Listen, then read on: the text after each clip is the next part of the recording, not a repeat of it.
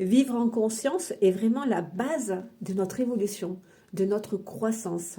Il est important vraiment déjà de réaliser que on est tous pleins de paradoxes. On est tous dans une dualité entre ce que j'aimerais dire, ce que j'aimerais faire et les actes. Tu vois, il y a tout le temps, très souvent, un énorme décalage. Ce que j'aimerais dire, ce que j'aimerais faire, là, c'est mon sacré, c'est ma spontanéité, c'est vraiment ce que je souhaite. Mais effectivement, il y a beaucoup de mémoires souffrantes en nous qui nous bloquent. Et là, c'est l'inconscient. Donc, effectivement, on peut décider de se positionner par rapport à la peur et pour le coup, ne pas dire, ne pas faire. Mais là, j'ai envie de dire, on stagne, hein. Ça bouge pas, on n'évolue pas et on souffre, hein. C'est important de le rappeler, on souffre. Donc moi, j'ai envie vraiment de t'inviter à choisir plutôt que la peur, plutôt la curiosité. Pourquoi il y a des parts de moi qui bloquent? Voilà, j'aimerais pouvoir dire ou faire quelque chose, ça c'est mon sacré, ma spontanéité, mais quelque chose en moi bloque. Et là, ce sont des mémoires traumatiques, c'est mon inconscient.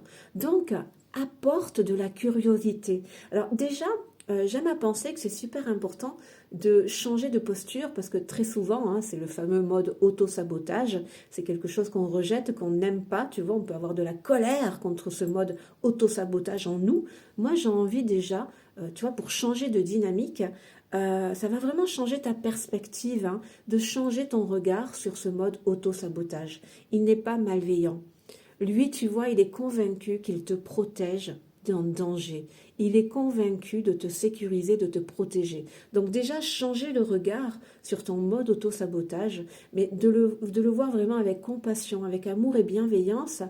Ah ok, mais en fait, t'es pas là pour me nuire, pour me détruire.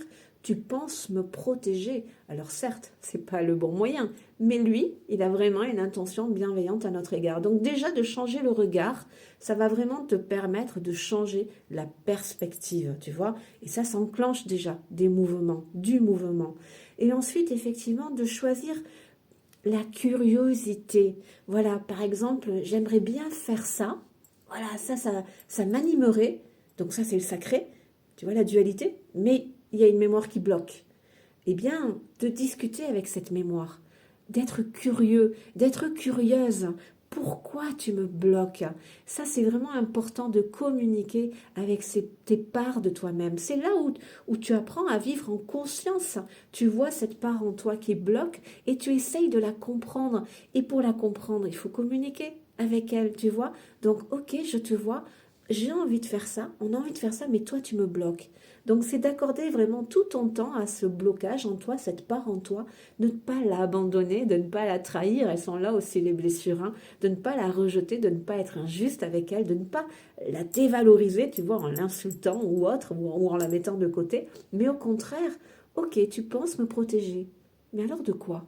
De quoi tu penses me protéger? Si je faisais, voilà, cette chose qui m'anime, d'après toi, qu'est-ce qui pourrait m'arriver de pire si je le faisais? Et là, ça va vraiment faire monter à la lumière la racine vraiment de ta peur. Ça vient vraiment délivrer le message profond. Quelle est la peur? De quoi tu penses me protéger? Et alors, cette peur, ensuite, déjà, tu peux la nommer, l'identifier, vraiment décrire. C'est un très très bon exercice parce que ça te permet vraiment de ressentir cette émotion, de comprendre le pourquoi. Et déjà, en cela, tu peux, pour le coup, libérer les tensions, l'énergie qui est liée à cette émotion. Et puis ensuite, effectivement, face à ce danger qui pourrait voilà, se présenter, propose-lui des solutions. Tiens, écoute, si ça se présente, alors très souvent il y a peu de chance, mais si jamais ça se présentait, eh bien je ferai ci ou je ferai ça. C'est là la responsabilité, c'est d'incarner et vraiment d'adopter la posture de l'adulte mature et responsable par rapport à cette part traumatique blessée déjà de l'enfance, tu vois, mais vraiment d'apporter ce dialogue bienveillant et réconfortant.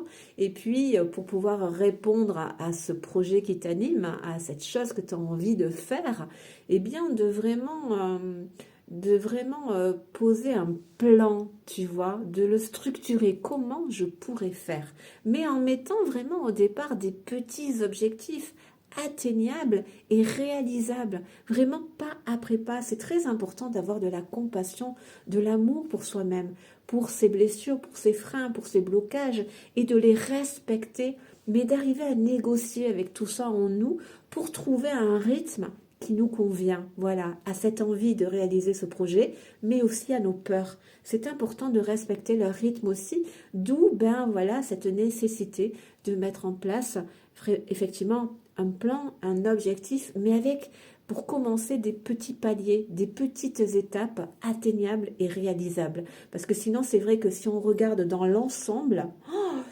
ça peut faire trop peur et ça démotive et on ne fait pas ou on procrastine mais on ne fait jamais, tu vois. Donc je t'invite vivement à mettre tout ça en place et tu verras que tu avanceras vers ce qui t'anime véritablement et au-delà de tout, tu avanceras vers qui tu es, toi, tu vois. Donc retiens bien ça, le vivre en conscience est vraiment la base de notre évolution, de notre croissance. C'est le fondement, tu vois. Déjà de conscientiser, on ne peut pas changer quelque chose qu'on n'a pas conscientisé. Comment tu veux changer quelque chose dont tu n'as pas conscience, tu vois? Donc d'où l'importance vraiment de t'offrir cette qualité d'écoute et cette qualité de présence. Je rappelle, entre parenthèses, que si on a nos blessures émotionnelles, c'est parce qu'on a manqué de ça, de qualité d'écoute et de présence, tu vois, de considération, d'engagement. Donc c'est à nous aujourd'hui, si on veut soigner nos blessures émotionnelles, c'est à nous aujourd'hui de nous apporter ces qualités-là, ces valeurs-là. Bien à toi.